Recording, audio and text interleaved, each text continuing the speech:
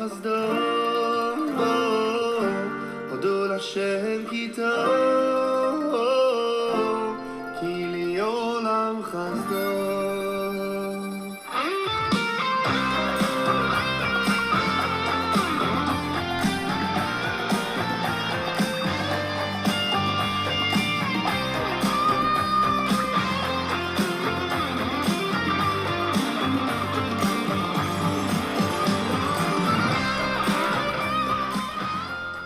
Hoidu Lashem ki tov, ki liolam hasdo.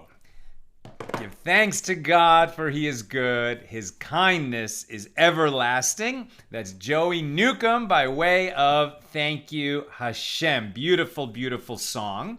I had to think about whether to play music or not during the countdown timer like we always do, because we are in the Omer period. And the thing about the Omer, we're counting the days between the second day of Passover, when the Omer offering was brought, the first of the new grain of the year, a barley offering, and then we count 50 days until Shavuos. This has in common, or has along with it, some mourning practices. Because there were some tragedies that happened during this period. There was the death of all the students of Rabbi Akiva and some others. And so there's definitely traditions within Judaism that don't listen to music during this period. Now, usually that restriction is on live music, right? You can't go to live music concerts. Some rabbis opine you can listen to recorded music, certainly better if it's music with a Torah purpose, like introducing our Talmud show. But some people won't even listen to recorded music. So, if you're in that camp, we only play music during the countdown, so you can rejoin us afterward. For sure, there's an exception to that rule on Lag BaOmer, the 33rd day of the Omer.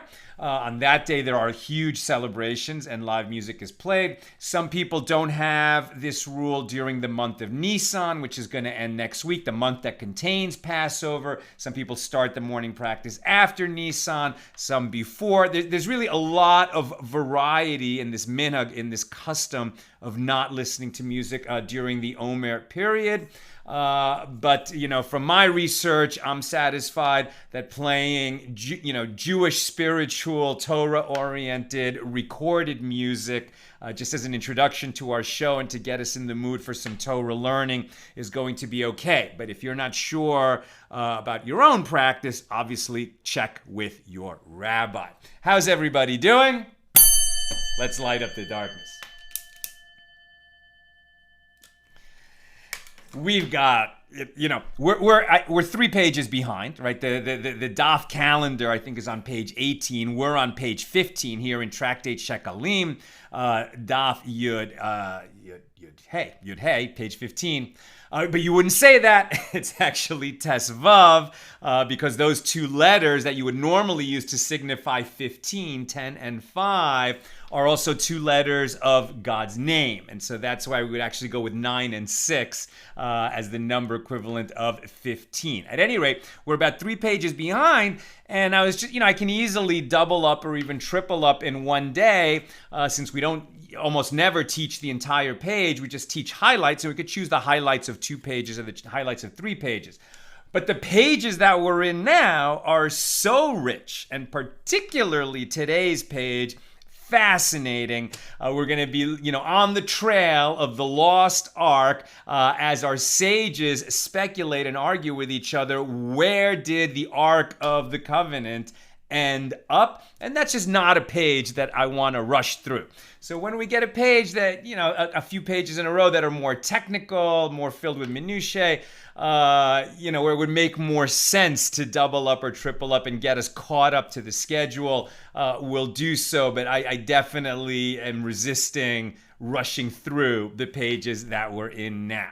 All right, who's with us right at the top of the show as we get going on this fascinating page on a Wednesday over the hump of the week, and we can start saying good Shabbos to each other. James in Indianapolis, Bill in Berkeley, Pauline in Arkansas, Allison in North Carolina, Steve says shalom, Harold and Loretta in Oregon, Dorothy in Pennsylvania, John in Sedona, Renee in Indy, Gail in Virginia, Melissa in New York, Patrice in Utah, Stephen in New Hampshire, Lucy in Minnesota, Nancy, North Carolina, Paul in the Great Northwest, PK in Colorado, Sharon in New Jersey, reminding us that Yom HaShoah, the day of remembering the victims of the Holocaust, we enter it tonight. This is the Israeli Holocaust Remembrance Day.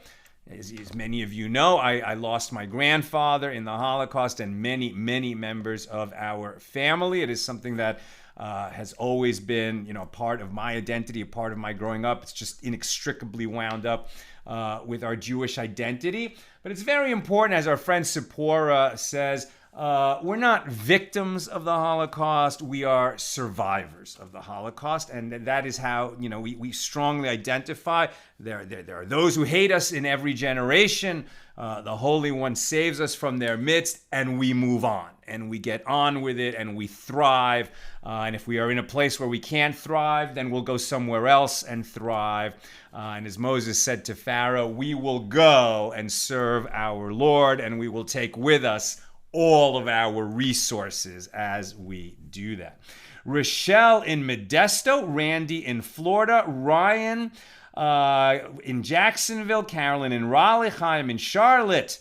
Paula loves that song. His love is everlasting. Sharon says that on the radio in Lakewood, they only play a cappella, no instruments, and that's another way to handle that. Carolyn tagging her friend. Bill says, I love Talmudic treasure hunting.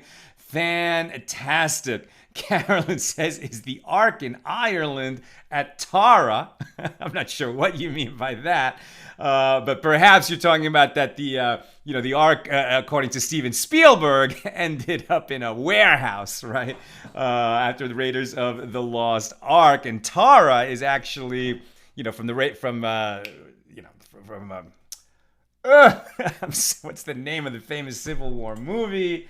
With Frankly, My Dear, I Don't Give a Damn. But at any rate, Tara from, it's going to come back to me any second now, the plantation house that represented being in Atlanta is actually here in Culver City in LA. And it's the office headquarters, one of the offices over there at Sony Pictures. Chaim says today's the scheduled page is 17. We're on 15. Elvis is in New York, Jim in New Hampshire, Emily in Houston, Alan in New York. Very good, Paula and Carrie in Santa Clarita, and Carolyn's Gone with the Wind. Thank you. I'm just duh. Okay, and PK, and everyone knows it's Gone with the Wind. Thank you. What can I say? You get over 50, and sometimes the word just will not come off your tongue.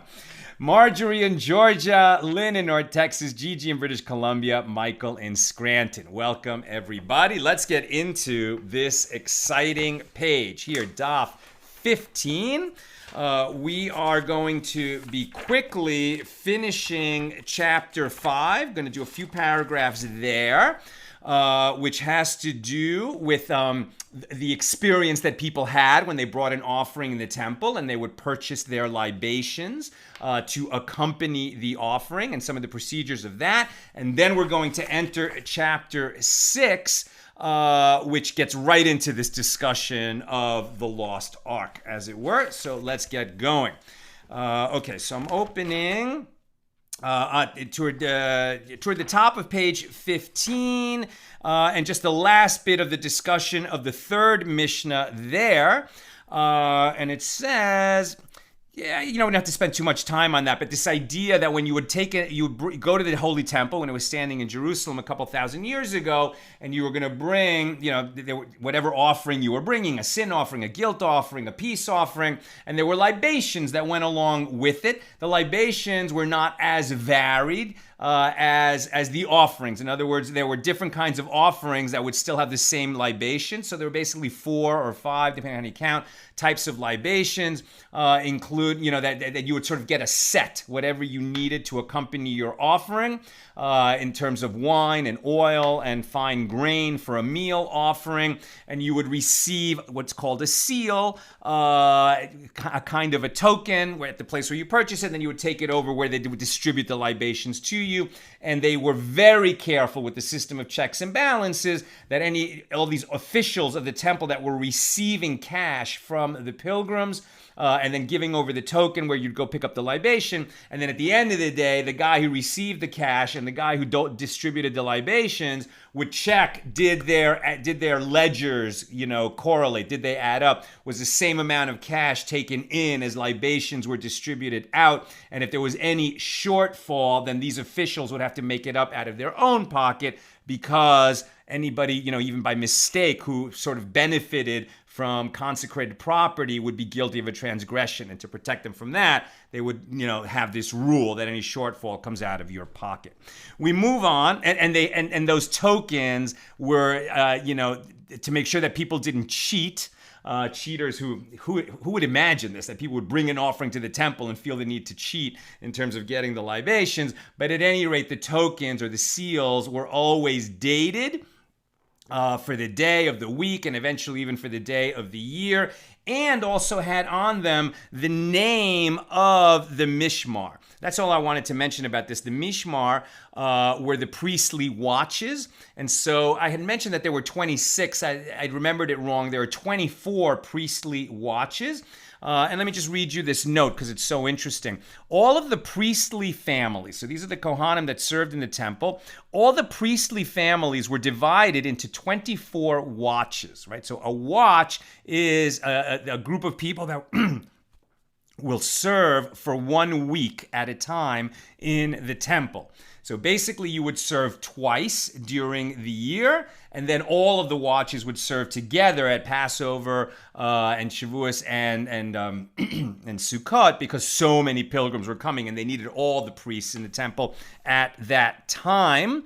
They were already mentioned in the days of King David, the priestly watches. You could see that in First Book of Chronicles 24:1. Likewise, there were 24 priestly watches in the Second Temple, although this required a redivision of the 4 watches that returned from the Babylonian exile.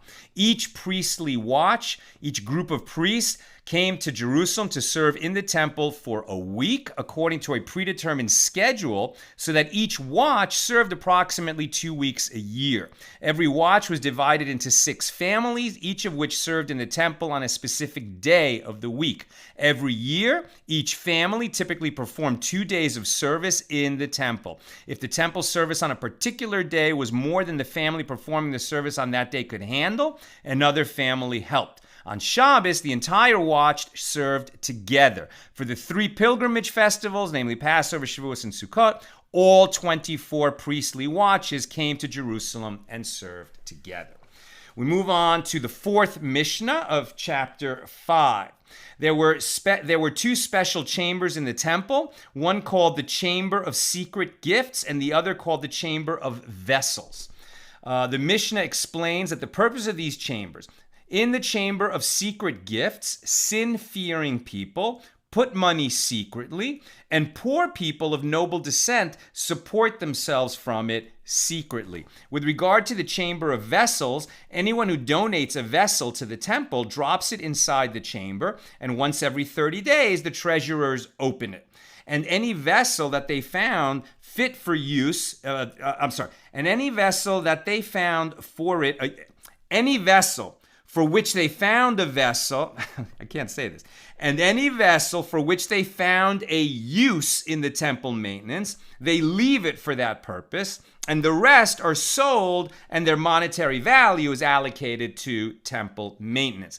Okay, so what we're seeing here is that there was a place where people could donate money to the temple, and you could donate for sort of various specific things. One of them was a charity collection box, where people who were sin-fearing, right, meaning they wanted to be anonymous donors, and people who were embarrassed to receive charity, they came from a sort of, upstanding family that was not accustomed to receiving charity. They fell on hard times. Now they needed the charity, but they were embarrassed about it. So they could sort of receive this charity anonymously. And that's considered, by the way, the highest form of giving, when you give anonymously and somebody receives anonymously and they don't know that they got it from you. It's sort of the most generous kind of giving.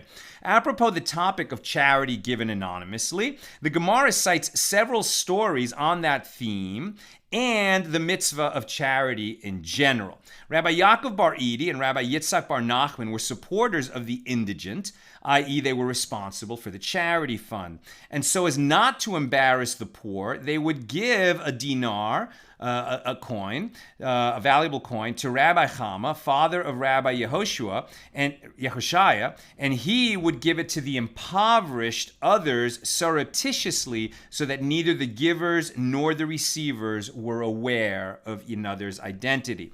The Gemara similarly relates with regard to Rabbi Zechariah, son-in-law of Rabbi Levi, that everyone would malign him. And they would say that he does not need charity, and yet he takes money from the charity fund.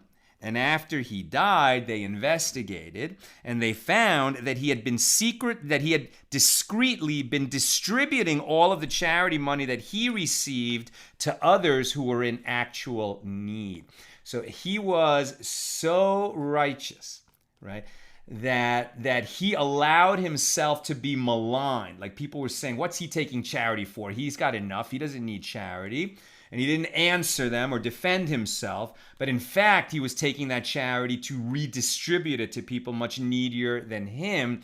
And so that their identity would remain protected in the fact that they, met with him. He never said, I give this money to other people, so that the people he was giving it to would remain entirely anonymous. What a mensch. Rabbi Chinana bar Papa would distribute mitzvah money, in other words, charity, at night. Once the leader of the evil spirits encountered him, and the evil spirit said to him, "Didn't the rabbi," in other words, you, "teach that the verse, 'You shall not trespass upon your neighbor's border'?" Deuteronomy 19:14. And this indicates that one should not enter the domain of another. And the evil spirit was saying to the rabbi, you walking around at night with money in your pocket, you're encroaching on the domain of evil spirits. What are you doing? You're going to get yourself in trouble. And Rabbi Hanana said to him, and isn't it written elsewhere, Proverbs 21:14, that a gift in secret pacifies anger. Since I am busy giving secret charity, I have no fear that the divine wrath will permit evil spirits to harm me. And upon hearing this, the evil spirit grew afraid of him and fled from his presence. Rabbi Yonah said, happy is he who gives to the poor, is not written here. Happy is he who gives to the poor, is not written here. Rather, Psalms 41:2 says, happy is he who considers the poor. Right? So in Psalms, it doesn't say, happy is he who gives to the poor. Rather, it says, happy is he who considers the poor. What is the difference? Which indicates that one must consider his actions carefully and act wisely in giving charity. And this is referring to one who scrutinizes the mitzvah of charity and considers how to perform it in the most appropriate manner to avoid embarrassing the poor. Right? And so this is a nice thing that's really come into fashion in the last few years, that when a child reaches the age of bar mitzvah, so they're going to receive a lot of presents for their coming of age, the bar mitzvah, the bat mitzvah, and that they have to right then and there start to learn to tithe, right? That whatever gifts they receive, they should set aside 10% to give to charity. But it's not enough to say, okay, I'm giving 10% to charity, whatever the easiest charity at hand, whoever happened to ask that day, and just give it to them. Rather, we should all conduct ourselves like philanthropists. Maybe we're not millionaires who can give away an extraordinary amount of money, but we should all be giving away, even paupers should be giving away 10% of our income. And when we do, we should put some thought into what charities we support. We should put a lot of thought into it, even if, compared to the Bill Gates of the world, we're giving away only a small amount of money. Nevertheless, it's very meaningful to us. It's 10% of our income, and we should think through which charity we're interested in, which is deserving of our largesse, as it were, and make sure that that charity is going to go to the right place in the right way, in a way that doesn't embarrass the poor, that's going to promote the causes that we believe in, etc. How would Rabbi Yonah himself behave when he would see a poor person of noble descent, i.e. somebody who was once wealthy but had lost his assets? Rabbi Yonah wanted to assist him but feared that the man would be too ashamed to accept charity. And so Rabbi Yonah would say to him, "My son, since I heard that you have come into an inheritance in another place, take this money now and you can pay it back when you receive the inheritance." And when the poor person would take the money from him, he would tell him, "This money is a gift to you. You do not have to repay it," right? But for anyone who was watching, who was observing, it seemed more like a business deal.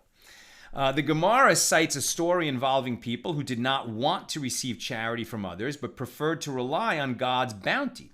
Chiya bar Ada related, in our days, there were some elderly people who acted as follows. If someone would give them charity between Rosh Hashanah and Yom Kippur, they would accept it. But after that period, they would not accept it. And they would say, the money that is for this year is already with us. In other words, our income for the entire year has already been decreed between Rosh Hashanah and Yom Kippur. And finally, on this chapter, Nehemiah the well digger encountered a certain Jerusalemite who said to him, "Give me one chicken as charity." Nehemiah said to him, "Well, here is the monetary value of a piece of meat for you, as meat was cheaper than chicken."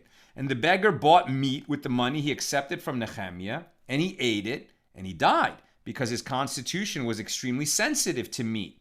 And Nehemiah cried out and said, "Come and eulogize the one killed by Nehemiah," as he felt so guilty over the beggar's demise. And I think that from that story, how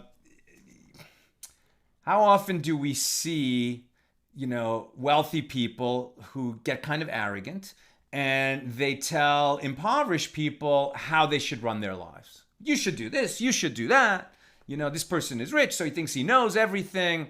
And telling the poor how they should allocate their assets and how they should spend their money and what they should eat and what they shouldn't eat, etc. There's a terrible arrogance to that. And the fact is, it can even be dangerous because you don't know the totality of this person's circumstances. In this case, that he happened to have an allergy to a type of food that you recommended that he should eat. Once you've chosen the beneficiary of your charity, so then you give with a whole heart and you let it go. Don't dictate to the beneficiary how he should spend the charity you've blessed him with. Rabbi Hoshea the Great was the master, i.e. the teacher of the son of a certain blind man, and he was accustomed to eat with the blind man every day. Once Rabbi Hoshea had guests, and he did not invite the blind man to eat with him. In the evening, Rabbi Hoshea went up to visit the blind man and said to him, "I request that my master," in other words you, "not be angry with me, as I had guests today. I therefore said to myself that I will not invite you today so as not to demean my master's dignity. For sometimes you spill food on yourself and they might have mocked you, and for this reason I did not eat with my master today." And the blind man said to him, "Since you appeased one who is seen but does not see, may it be that the Holy One who sees but is not seen should accept your appeasement." In other words, God should accept your prayers. Rabbi Hoshea said to him, "From where did you hear that metaphorical statement?" And the blind man replied, "I learned that idea from a story involving Rabbi Eliezer ben Yaakov and a blind man. As it is told of Rabbi Eliezer ben Yaakov, that a blind man once came to his city, and Rabbi Eliezer ben Yaakov sat below him, so that the people of the city would say that if he, the blind man, were not a great man, well, surely the great sage Rabbi Eliezer ben Yaakov would not have sat below him, sat on a lower level than him, giving him all that covet, all that honor.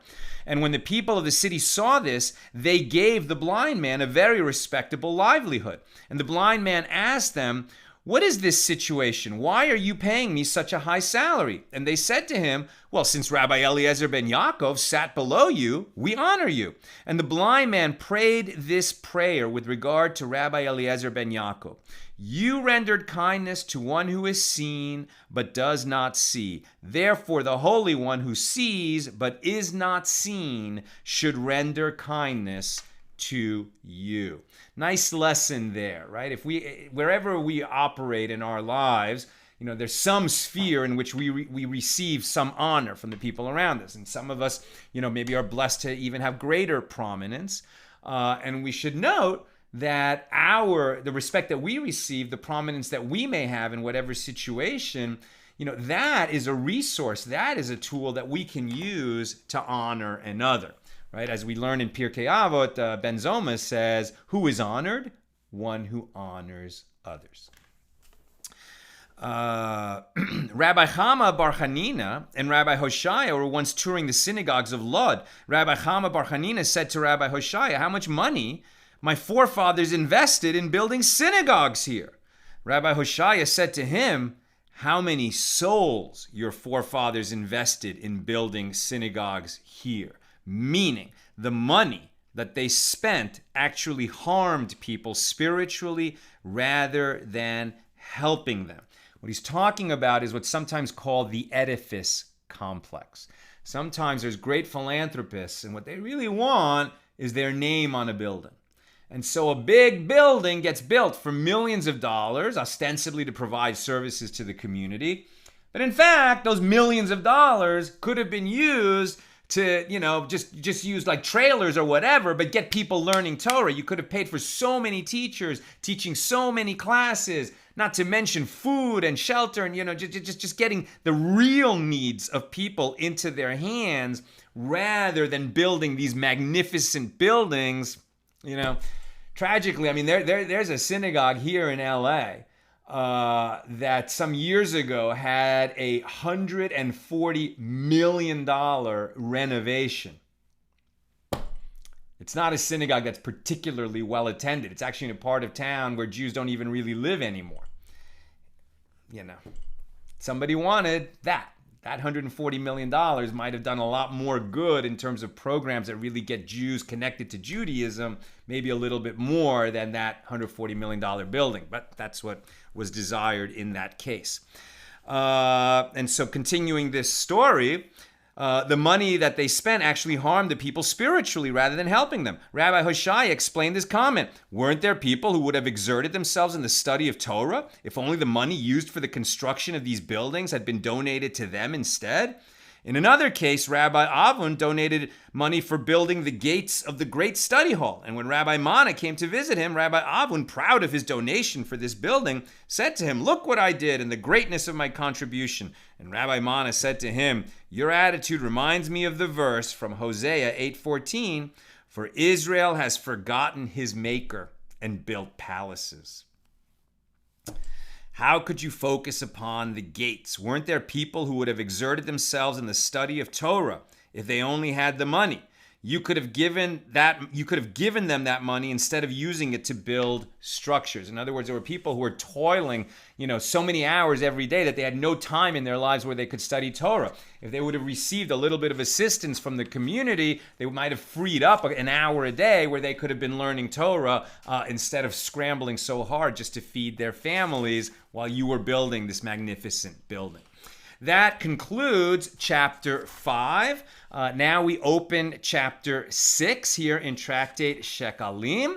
And in this chapter, we're going to be talking about some of the physical attributes of the temple itself. And right away, we're going to get into this discussion of where the Ark of the Covenant, which was originally kept in the Holy of Holies behind a curtain, and eventually the first temple was destroyed. And what we know for sure is that the Ark of the Covenant was no longer housed in the Holy of Holies in the time of the second temple. Where did it go? That's the speculation. So here's Mishna number 1 here in chapter 6. There were 13 collection horns where they would collect the shekels, that were narrow at the top and wide at the bottom, into which were placed the shekels that were collected for the various needs of the temple. There were also 13 tables for various purposes and 13 prostrations in the temple. In other words, 13 locations of holiness where people that wanted to honor every holy spot in the temple, might go there and say thank you God in that location. The members of the household of Rabban Gamliel and the members of the household of Rabbi Hananiah, the deputy high priest, would prostrate themselves in 14 places. And where was this extra location? It was facing the wood depository where they kept the wood for the altar fire, as there was a tradition handed down to them from their fathers that the ark was sequestered there. The Mishnah relates that there was an incident involving a certain priest. Now, this is unusual, right? Usually when we get into the stories of incidents that's happening in the Gemara, that later commentary on the Mishnah. Here's an incident being described to us in the Mishnah itself. The Mishnah relates that there was an incident involving a certain priest who was going about his duties and saw a certain flagstone that was different. In other words, the stones in the pavement, that was different from the others. And he noticed that one of the stones was slightly raised above the others, indicating that it had been removed and returned to its place. The priest understood that this was the opening to an underground tunnel where the ark was concealed. He came and said to his fellow that he had noticed this deviation in the floor. He did not manage to conclude relating the incident before his soul left him. In other words, he died. Following this event, they knew with certainty that the ark was sequestered there and that God had prevented that priest from revealing its location. So listen, if you've seen that movie, you remember it well, Raiders of the Lost Ark, right? They were hunting the ark. It was during World War II, and the bad guys, the Nazis, wanted to make use of it as a weapon, and the good guys wanted to prevent them from getting it. I guess spoiler alert if you've never seen Raiders of the Lost Ark. But eventually, when they find it, it's tremendously dangerous, shall we say, for a person to interact with the ark directly. Let's just put it that way. And they did their research, right? Here we see it's like the ark was hidden, and God's self, according to the sages, did not want the ark found, right? So, and we're going to hear more about that. Now the Gemara.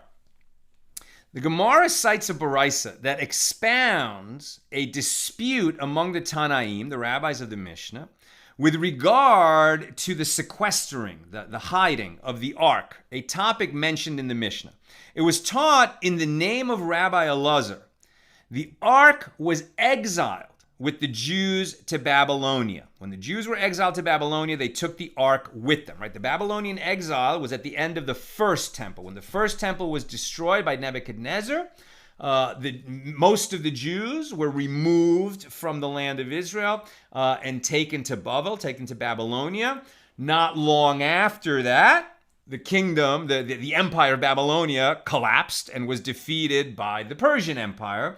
And not that long after, the Persian king allowed the Jews to return and to rebuild the temple, and that would be the second temple, right? So it's sort of like, Nebuchadnezzar, just like the Roman general who destroyed the second temple, beware of being the instrument of God's wrath used to punish the Jewish people, because you won't live long yourself, right?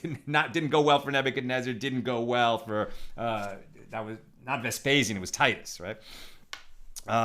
Okay, so we continue. So when the Jews were exiled to Babylonia, according to this account, according to this source, they took the ark with them. What is the source for this statement? When Isaiah prophesied about the exile before King Hezekiah, right? So Isaiah, late First Temple prophet, saying the Jews are behaving so badly that they are going to lose their right to live in the Holy Land, lose their right to have the temple. Why did that exile happen, by the way? That was not unusual. Like you think, like, well, they defeated the Jews.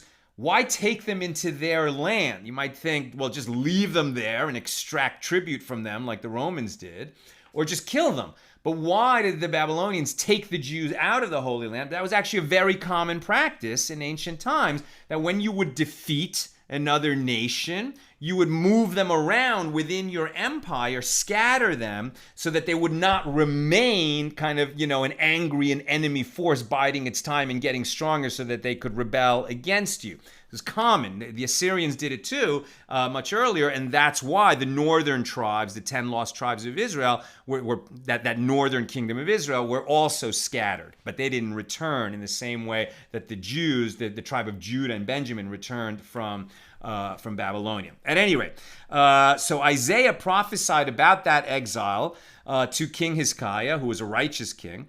And Isaiah said, "Behold, the days come, that all that is in your house and that which your fathers have stored up until this day shall be carried to Babylon. No item shall be left, said the Lord." Right? Isaiah was, a great and legitimate prophet of Hashem. So when he said something that's going to happen in the future, it happened. Right? And he said that everyone's going to be exiled to Babylon, and it happened. And in his statement, he said, "Everything, no item shall be left, said the Lord." That's 2nd book of Kings 20:17. And the item, the davar, right, the thing referred to in the verse, can only be an item that contains the commandments, right? An item is davar, and that can only be referring to an item that contains dibrot, which is the Hebrew word for the commandments, right? The utterances. In Hebrew, the word for an utterance or for a word is the same as for a thing, right? It's very, very interesting, right? That there's such a correlation in the Holy Tongue, and our tradition says that the world was created by God's word, meaning that the fundamental building blocks of this world, when you get subatomic and sub-nuclear, quarks, mesons, whatever, like the smallest particle of all is the word of God, that this place is created from words. So words and matter, words and things actually are synonymous in Hebrew. And so, according to this idea from that statement of Isaiah, everything went into Babylon, including an item that contains the utterances, meaning the ark. The ark must have been taken into Babylon.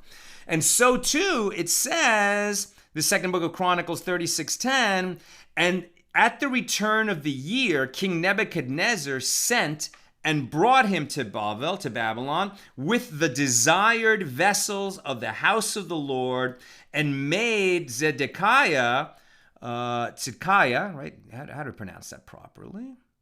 Oh, it's not mentioned here. Okay, but in English, Zedekiah, his brother, king over Judah and Jerusalem, right? So this was the final king of the First Temple period, and he really suffered under Nebuchadnezzar. This is the king, I'm pretty sure he was blinded. So what is referred to by the phrase, the desired vessels of the house of the Lord? This is the ark in which the tablets of the law were placed. And the Torah is a desirable object for the Jews, as it is stated, more to be desired are they than gold, indeed, than much fine gold. In other words, Nebuchadnezzar took from the Jewish land that which was most desirable to the Jews. And what would be the most desirable thing for us? It would have been the tablets of the 10 Commandments. Rabbi Shimon ben Lakish disagrees. Right? He's going to disagree with the view that the Ark of the Covenant was removed from Jerusalem and taken to Babylonia. According to Resh Lakish, the Ark was not sent into exile, but rather it was hidden in its place, i.e., buried in the Holy of Holies. And this is as it is written, and the staves were so long, the staves were the poles, right? Originally, the Ark, right, was what we were wandering around the wilderness for 40 years, and we would break camp, and God would lead us with a pillar of cloud to a new place, right, and say, okay, camp here, sometimes for a month, sometimes once for 19 years.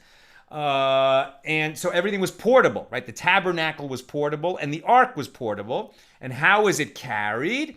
So there were 4 rings, 2 on each side, and a pole, a wooden pole through it.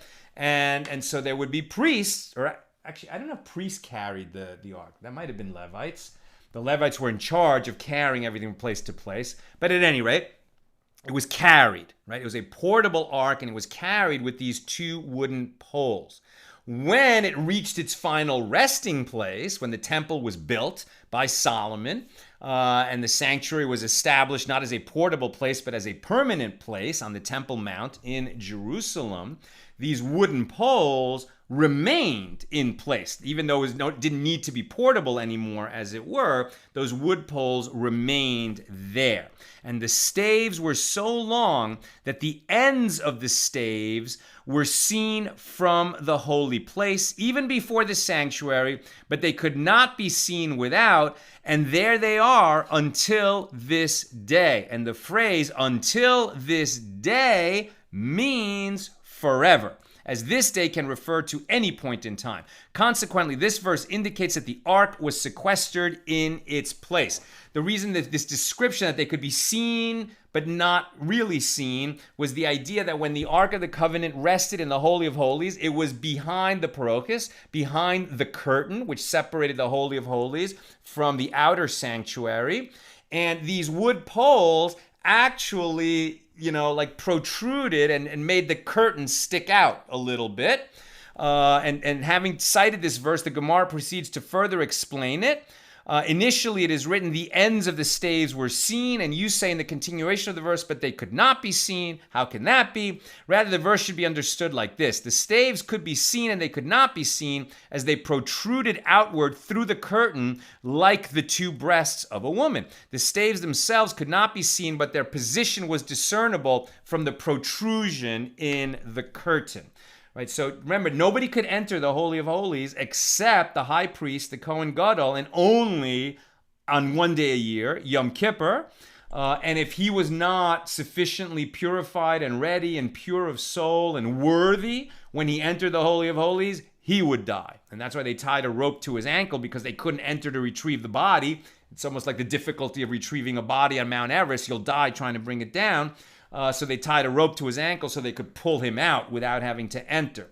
Occasionally, maintenance men, contractors, workers would have to enter the Holy of Holies, but they wouldn't enter through the curtain. We've seen that before. They were lowered in from the roof with blinders on so that they would just focus on whatever maintenance needed to be done and not inadvertently look at the Ark of the Covenant. The Gemara returns to the discussion of the location of the Ark during the Second Temple period. And the rabbis say the ark was sequestered in the wood depository chamber. And the Gemara relates that, meaning where the wood was kept for the altar fire. And the Gemara relates that there was an incident involving a certain blemished priest who was standing and splitting wood in the wood depository chamber in order to verify that the wood was not infested with worms. And he saw this stone in the floor, a flagstone that was different from the others. And he came and he said to his fellow, "Come and see that this flagstone differs from the others." And he did not manage to conclude relating the incident before his soul left him. He died right then and there. And they knew with certainty that the ark was sequestered there. And Rabbi Hoshaya taught a slightly different version of the story in a Baraisa, that the priest tapped on the stone with a mallet to determine if it was hollow beneath the stone, and fire came out and burned him. Right? And why did they hide the Ark of the Covenant? Because they could see that Israel was going to fall, Jerusalem was going to fall, the raiders were coming, the bad guys, the Babylonians, etc. And they didn't want the Ark to fall into enemy hands, and so they hid it in the Temple Mount. Where? Some say under the Holy of Holies, others say in the wood depository chamber, some secret tunnels beneath the temple courtyard. We don't know. But according to Shimon ben Lakish, hidden in the Temple Mount. According to the other opinion, that Rabbi Elazar, it was taken to Babylonia. having, where am I? And they burned it. The Gemara elaborates on the topic of the Ark of the Covenant. It was taught that Rabbi Yehuda ben Lakish said, so that's not Reb Shimon ben Lakish, must be another, I don't know if it's his brother or maybe it's a grandson, but Rabbi Yehuda ben Lakish said, 2 arks would travel with Israel in the desert. So this is a new opinion saying that there were actually 2 arks when the Jews were wandering around in the wilderness during those 40 years. 2 arks. One in which the Torah, meaning the second set of tablets that were given to Moses after he broke the first ones, was placed, and the other in which the shards of the first tablets were placed. That in which the Torah was kept. So the Torah eventually, right, when Moses wrote the Torah, they kept the Torah scroll in the ark with the second tablet. So that's why they're saying that Torah was in there. That in which the Torah was kept was the ark that was placed in the tent of meeting, in the Holy of Holies, in the tabernacle. This is as it is written, and the ark of the covenant of the Lord and Moses departed not out of the camp. Numbers 14:44. The one in which the shards of the first set of tablets were placed would embark and return with them when they went to war. Consequently, there were times that it would be seen among them. Right? So, and you saw this in the movie Raiders of the Lost Ark. They talked about this, that when they went to war, they carried the ark with them and made them undefeatable, right? Indestructible. They didn't lose wars as long as it was a God-sanctioned war. But which ark did they carry with them? According to this opinion, there were 2 arks, and it was the one with the broken tablets that went to war, the one with the unbroken second set of tablets, and eventually the scroll of Torah that God dictated to Moses, that stayed in the Holy of Holies within the camp. And the rabbis say, so these are the rabbis who disagree with Rabbi Yehuda ben Lakish, there was only 1 ark, not 2, kept in the Holy of Holies. And one time it went out with the nation to battle in the days of Eli, and it was captured, right? There is a story in the Bible that there was a war with the Philistines, and they captured the Ark of the Covenant, right? It was lost to us. We lost that war. It was a war, we were not worthy enough to win that war, and the Philistines captured the Ark of the Covenant. But what did it do? Among the Philistines, it caused a plague. So eventually they realized they needed to give this thing back. They might have defeated the Jews, but they didn't want to keep the Ark of the Covenant, and they actually sent it back in a wagon drawn by animals who just instinctively took the ark back to Jerusalem. In those days, it might not have been Jerusalem because this war happened, before the first temple was built and before the, David's seat of government was formed in Jerusalem. That's a story for another day. But at any rate, at one time it went out with the nation to battle in the days of Eli, and it was captured. And the Gemara notes that a verse supports the opinion of the rabbis. When the Philistines who captured the ark saw it, they said, 1 Samuel 4:8, "Woe unto us! Who shall deliver us out of the hand of these mighty gods?" Right? They were idolaters and pagans, and they didn't recognize that we had just one God, the God. It is clear that they were frightened. And it would seem that this was due to the fact that the ark was something that they had never seen in all their days. But there is also a verse that supports the opinion of Rabbi Yehuda ben Lakish, that there were 2 arks. One that they took with them into battle and one that remained in the tabernacle. Apropos the battle of King Saul with the Philistines, the verse states, "And Saul said unto Ahijah," how do you pronounce that? Ahijah? Said unto Ahijah, and Saul said unto Ahijah, "Bring here the ark of God, for the ark of God was there at the time with the children of Israel." This is puzzling. Wasn't the ark in Kiryat Yarim at that time? See 1 Samuel 7:1 and 2. Therefore, it is clear that there were 2 arks, one that resided in Kiryat Yarim and a different one that they took with them into battle. What do the rabbis who dispute this idea that there were 2 arks, what do the rabbis do with this verse so that it does not contradict their opinion? And I'm almost done, so get your comments and questions in. The rabbis would interpret the verse as follows. Saul said, bring here the container that contains the 8 priestly garments, among them the tzitz. Right, the high priest wore this gold plate on his forehead that said, holy unto God, and that atoned for the nation's sins, certain kinds of sins. And the verse is referring to this container that held the garments and the front plate of the high priest, not the ark. A different verse supports the opinion of Rabbi Yehuda ben Lakish that there were 2 arks. When Uriah explains to King David why he will not return to his house while there is a war with the children of Ammon, he says, the ark and Israel and Judah abide in booths, and my lord Joab and the servants of my lord are encamped in the open field. Shall I then go unto my house to eat and to drink and to lie with my wife? But wasn't the ark in Zion, meaning Jerusalem, at the time, and not in a booth at the battlefield? Rather, there must have been 2 arks. One remained in Jerusalem, and the other went out to war with the Jews on the battlefield. What do the rabbis who say there was only 1 ark do with this verse? How would they interpret it according to their opinion that there was only 1 ark and it remained in Jerusalem? The word for booth, sukkah, is related to the word sechach, which is the temporary roofing for a structure, in fact, for our sukkahs. And the verse in mentioning that the ark was in a booth is not implying that it was with the army at the battlefield, but merely that the ark was in a temporary structure as the temple had not yet been built. Remember, even in David's time, there was still a tabernacle. The temple was only built by Solomon, and so the ark was still residing in a temporary structure. And perhaps that's what Uriah, who David sent to the battlefield because, he had a longing for Uriah's wife Bathsheba, which is a whole other discussion. But at any rate, Uriah's statement that how could he go home to his wife while the ark is in a booth, he was saying, there's danger to my people. I can't, just go home. I need to be on the front lines and fighting. He was a warrior.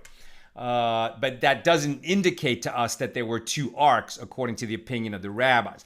Tomorrow, we will continue this narrative as the rabbis investigate and discuss where the Ark of the Covenant ended up when we enter our discussion of page 16 here in Tractate Shekalim. Okay, let's check comments and questions.